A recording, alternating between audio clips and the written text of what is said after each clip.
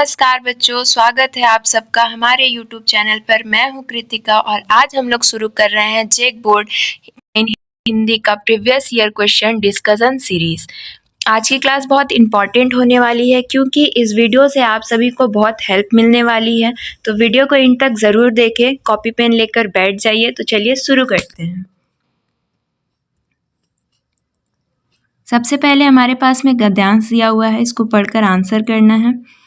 पहला क्वेश्चन देखते हैं, मानव जाति को महत्व दिलाने में किसका योगदान है? मानव जाति को महत्व दिलाने में विवेक और विचारों का योगदान होता है, ऑप्शन नंबर डी। नेक्स्ट है, मनुष्य की श्रेष्ठता की नींव क्या होती है? तो इसका ऑप्शन नंबर बी हो जाएगा, सद्विचार। विचारों की पूंजी में क्या नहीं आती है? विचारों की पूंजी में ऑप्शन नंबर ए, उत्साह नहीं आती है। प्रस्तुत गद्यांश का उपर्युक्त शीर्षक क्या होगा? इसका उपर्युक्त शीर्षक क्या होना चाहिए? विचार शक्ति।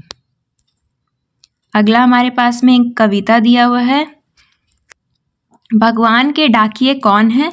पेड़ और पौधे।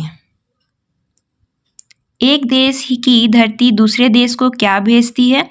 तो एक देश की धरती दूसरे देश की धरती को सुगंध भेजती है। प्रकृति को किस रूप में प्रस्तुत किया गया है? यहाँ प्रकृति को संदेशवाहक के रूप में प्रस्तुत किया गया है। पेड़ पौधे, पानी और पहाड़ क्या बाँचते हैं? तो वे चिट्ठियाँ बाँचते हैं।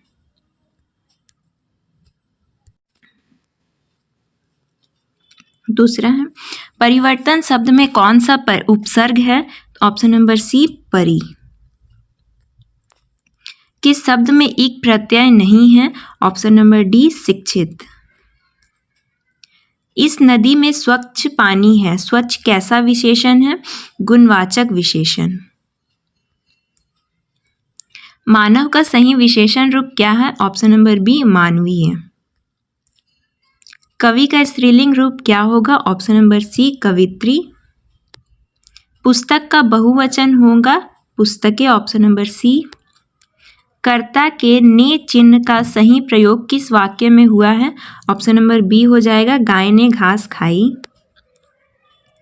अग्नि का पर्यायवाची शब्द कौन नहीं है? इसका ऑप्शन नंबर डी हो जाएगा, अपूर्व, क्योंकि अनल, पावक, आग तीनों ही अग्नि के पर्यायवाची शब्द होते हैं।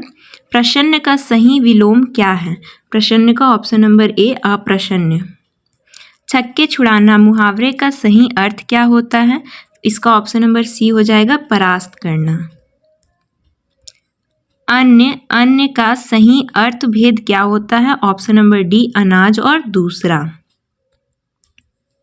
प्रातः काल हुआ और चिड़िया चहचहाने लगी, यह किस प्रकार का वाक्य है? यह संयुक्त वाक्य, क्योंकि जहाँ पे और का प्रयोग होता है वो संयुक्त वाक्य होता है। फिर हमारे पास में पद्यांश दिया हुआ है, इसको पढ़कर आंसर करना है। प्रस्तुत गद्यांश किस पाठ से लिया गया है? तो यह option number A, Nana Saheb की पुत्री देवी मैना को भस्म कर दिया।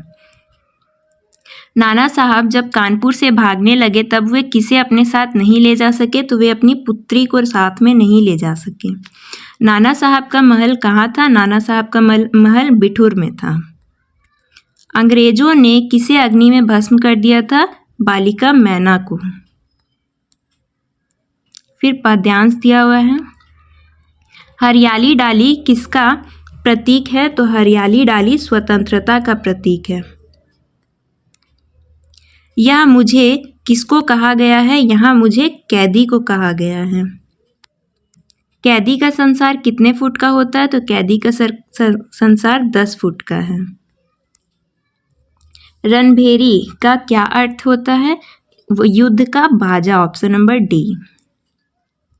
हीरा और मोती किस जाति के बैल थे? हीरा और मोती पछाई जाति के बैल थे।